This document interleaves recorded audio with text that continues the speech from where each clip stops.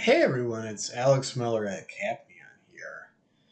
We might or might not be at a bit of a crossroads, so I'd like to present two admittedly very forward looking and speculative visions about how AI could unfold, and they could both be true. And the question is, how centralized is AI? And this, as I hope will be clear in the rest of the video, is very important from a business standpoint, if nothing else.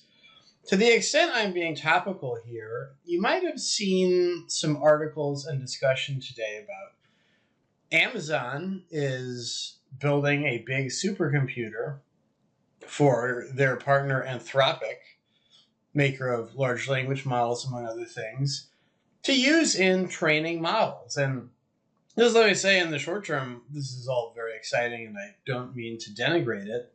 I think it's very interesting.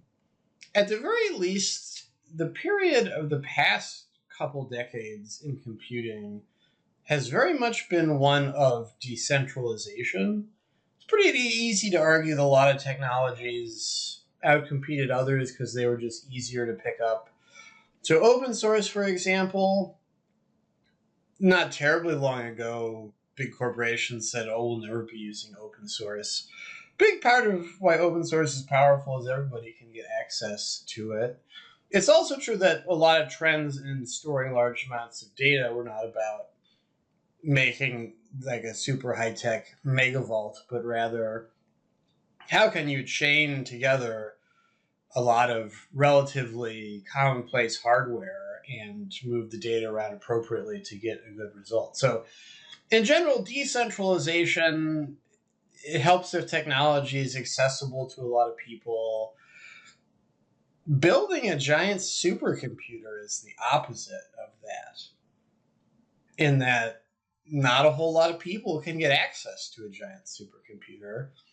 And to the extent that that could turn out to be necessary to keep going forward in some directions, that's going to be part of the story of AIs. Maybe there are certain kinds of models you need a really gigantic supercomputer to train. This is all against the backdrop of lots of people out there would like to make their own LLM. It's already pretty brutal getting the chips to do things how they're done now. If you need a special supercomputer, that's going to take even more people out of the game. It also seems to be a bit of an emerging consensus. For a lot of actors, it would be great if you could just get an open source LLM and host it yourself. And this is not necessarily incompatible, once again, with the supercomputer vision, and that maybe you only need a supercomputer to train the model, someone else can run it. But the further down the road we go of, oh, you need this very specialized hardware to do X, Y, Z with this model, the more we're limiting who can play. And then the more we're limiting who can play, I think personally, the more likely that stuff kind of turns out to be a dead end.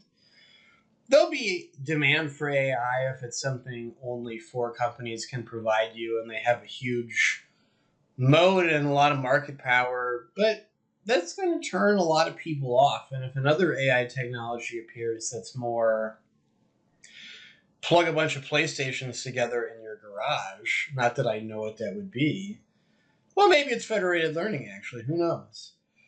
That's the kind of stuff that really matters. So just pointing out relative to this news story, when you read something about, oh, it's a big supercomputer, well, there's a lot of interesting tea leaf to read there about what is the centralization in this space like in the future, what is the business like, and then that's going to also feed back into which direction AI research goes going forward. Once again, this is very speculative. I'm not saying we're going to go down one path or the other, but it's something maybe we're all kind of negotiating and determining for the world right now.